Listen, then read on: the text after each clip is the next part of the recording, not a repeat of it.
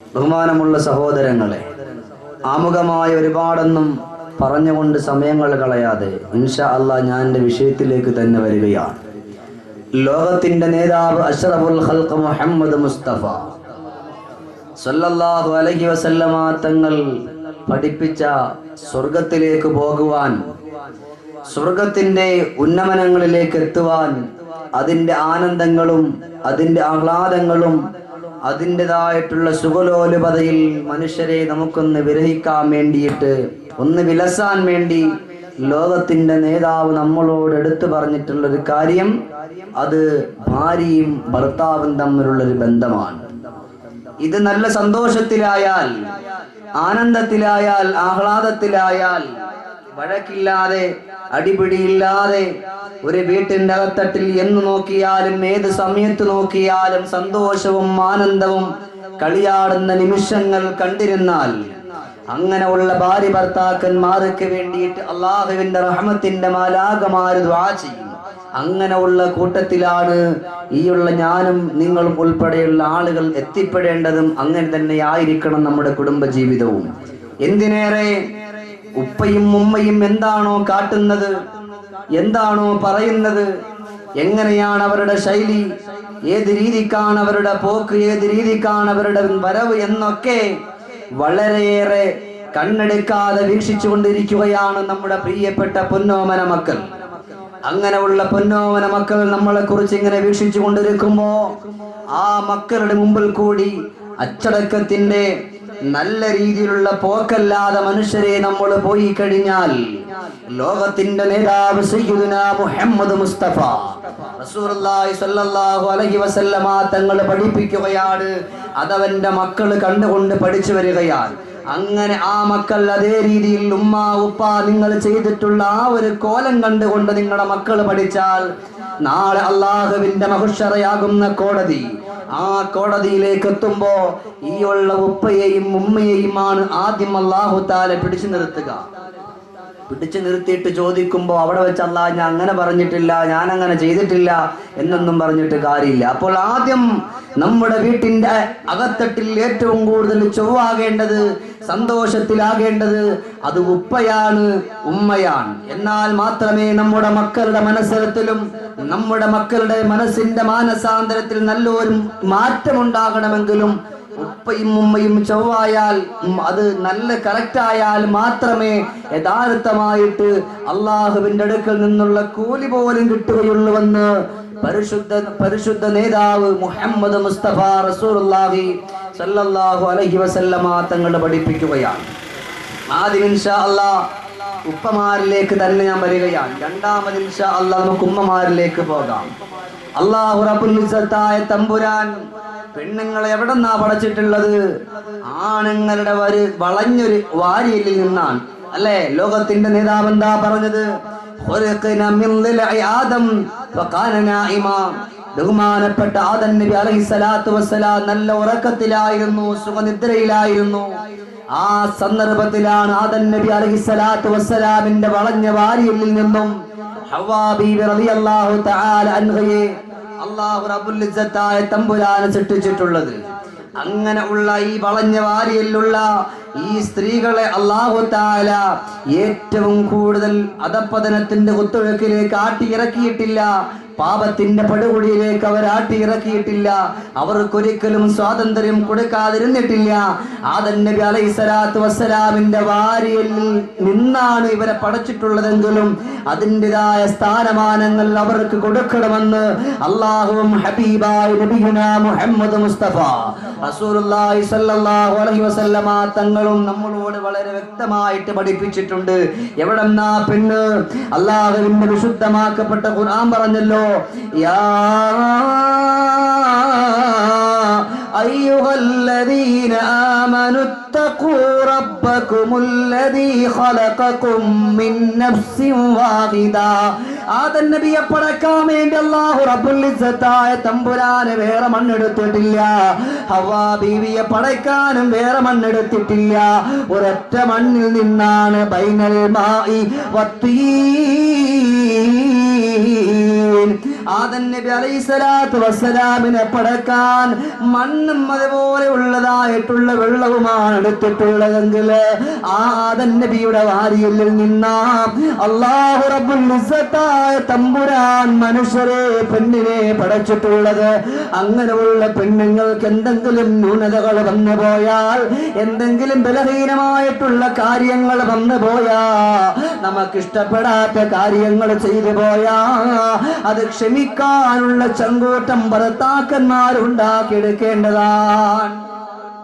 പലതും സംഭവിച്ചേക്കാം. ചിലപ്പോൾ അറിയാതെ അവരെന്തെങ്കിലും ഇങ്ങനെ വിളിച്ചു പറഞ്ഞേക്കാം. നമ്മൾ സഹിക്കണം. അള്ളാഹുവിന്റെ ഹബീബായ നബിയുനാ മുഹമ്മദ് മുസ്തഫ റസൂലുള്ളാഹി സ്വല്ലല്ലാഹു അലൈഹി വസല്ലമ തങ്ങൾ ഒരു പാത്രത്തിൽ കുറച്ച് കാരക്കയുമായി ആയിഷ ബീവി റളിയല്ലാഹു തആല അൻഹയുടെ മുമ്പിലേക്ക് ചെന്നപ്പോ ആയിഷ ബീവി റളിയല്ലാഹു തആല അൻഹ പാത്രം തട്ടിക്കളഞ്ഞപ്പോ ലോകത്തിന്റെ നേതാവ് ഇന്നുള്ള ഉപ്പമാര് ചെയ്യുന്നത് പോലെ ആയിഷ ബീവി റളിയല്ലാഹു തആല അൻഹയുടെ കർണത്തടിച്ചില്ല, ചീത്ത വിളിച്ചില്ല, കുറ്റം പറഞ്ഞില്ല. ലോകത്തിന്റെ നേതാവ് അവിടെ ഇരുന്നു കൊണ്ട് പുഞ്ചിരിയോടുകൂടി ആ ഈത്തപ്പഴങ്ങൾ പറക്കിയെടുത്ത് അവിടുത്തെ പാത്രത്തിൽ ഇട്ടുകൊണ്ട് ആയിഷ ബീവി റളിയല്ലാഹു തആല അൻഹയെ സമാധാനിപ്പിച്ചുവെങ്കിൽ ഈ ഒരു മാതൃക പിൻപറ്റേണ്ടത് ഞാനും നിങ്ങളും ഉൾപ്പെടെയുള്ള ഹബീബായ റസൂലുള്ളാഹി തങ്ങളുടെ ഉമ്മത്തുകളാണെന്ന് പറഞ്ഞുകൊണ്ട് ജീവിക്കുന്ന നമ്മളാണ് ചെയ്യേണ്ടത്. പക്ഷേ ആ റസൂലുള്ളാഹിന്റെ ജീവിതം ഇന്നിപ്പോ നമ്മുടെ ജീവിതത്തിലില്ല. ആ റസൂലുള്ളാഹിന്റെ പോക്കും വരക്കും, ആ റസൂലുള്ളാഹിന്റെ സംസാരം ഒന്നും നമ്മുടെ ജീവിതത്തിൽ നിന്ന് പോയില്ലല്ലോ. അങ്ങനെ പോയി കഴിഞ്ഞാ ബഹുമാനമുള്ള സഹോദരങ്ങള്, ആയിഷ ബീവി റളിയല്ലാഹു അൻഹയോട് ലോകത്തിന്റെ നേതാവ് സന്തോഷത്തിന്റെ വർത്തമാനങ്ങൾ പറഞ്ഞുവല്ലോ, ആനന്ദത്തിന്റെ വർത്തമാനങ്ങൾ പറഞ്ഞുവല്ലോ. എന്നാ എന്തുകൊണ്ടാ ഞാനും നിങ്ങളുമാകുന്ന സഹോദരങ്ങള് പ്രിയപ്പെട്ട ഭാര്യമാരോട് ദേശത്തിന്റെ വിരോധത്തിന്റെ വർത്തമാനങ്ങൾ പറയുന്നത് വേണ്ട വേണ്ട.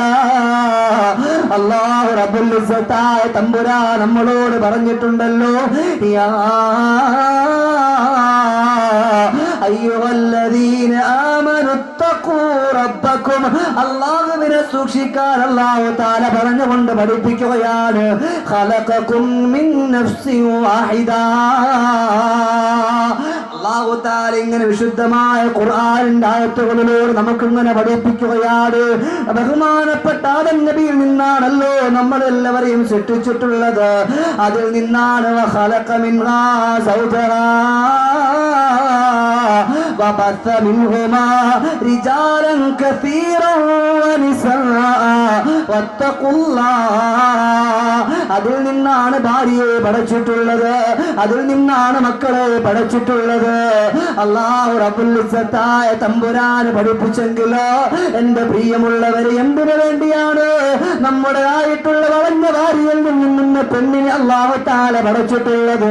വമിൻ ആയാതിഹി خلق لكم من أنفسكم أزواجا لتسكنوا إليها وجعل بينكم مودة ورحمة. അല്ലാഹുവിന്റെ വിശുദ്ധമായ ഖുർആനാൻ അല്ലാഹു ഒരുപാട് ആയത്തുകളിൽ കൂടി ഭാര്യ ഭർത്താക്കന്മാരെ തമ്മിലുള്ള ബന്ധങ്ങൾ പഠിപ്പിച്ചു. പക്ഷേ മനുഷ്യർ അന്ന് കേൾക്കാൻ തയ്യാറാകുന്നില്ല, പഠിക്കാൻ തയ്യാറാകുന്നില്ല. ഇങ്ങനെ പോയി കഴിഞ്ഞാൽ ചുണ്ടും നബി മുസ്തഫ തങ്ങളിലണ്ടും ഉടനാടി സ്വഹാബ തോടി പറഞ്ഞിട്ടുടനത്ത പറഞ്ഞൊരു വീരരുമേ ഉടനടി ചൊല്ലും കതിർപടി നബിയോടുടമടി ചോദി ചുടൻ നബി തങ്ങൾ മൊഴിമറി പൂവേ ഈ ജീവിത സരണി ജീവിത വിജയമില എന്നോ സേവന പാതയില്ല. പ്രിയമുള്ളവരെ, ഭാര്യമാർ അല്ലാഹു റബ്ബുൽ ഇസ്സത്തായ തമ്പുരാ നിങ്ങളിൽ നിന്നാണ് പടച്ചെന്ന് അല്ലാഹു തആല പഠിപ്പിച്ചുകൊണ്ട് പറയുകയാ. തസ്കുനൂ ഇലൈഹാ. ആ ഭാര്യന്റെ അടുക്കലേക്ക് നീ ചെന്നാൽ നിനക്കൊരു സമാധാനം കിട്ടുവാൻ വേണ്ടിയാണ്. ആ ഭാര്യന്റെ മുമ്പിലേക്ക് നീ പോയി കഴിഞ്ഞാ നിനക്കൊരു ആനന്ദം കിട്ടുവാൻ വേണ്ടിയാണ്. എടാ ചെറുപ്പക്കാരാ, ഇന്നതാ നേരം വെളുത്ത് എത്രയോ കാര്യങ്ങളിലേക്ക് ബന്ധപ്പെടുന്നവരാ നമ്മള്, എത്രയോ കാര്യങ്ങളിലേക്ക് ഇറങ്ങിത്തിരിക്കുന്നവരാ നമ്മള്, ഒരുപാട് കാര്യങ്ങൾ ചെയ്തു കൂട്ടുന്നവരാ നമ്മള്, ഒരുപാട് പ്രയാസങ്ങളും കഷ്ടപ്പാടുകളും നിറഞ്ഞിട്ടുള്ള മേഖലകളിലേക്ക് പോകുന്നവരാ നമ്മള്. എന്നാൽ എന്റെ പ്രിയപ്പെട്ടവരെ, ഈ വിഷമത്തിന്റെ സന്ദർഭങ്ങൾ വരുമ്പോ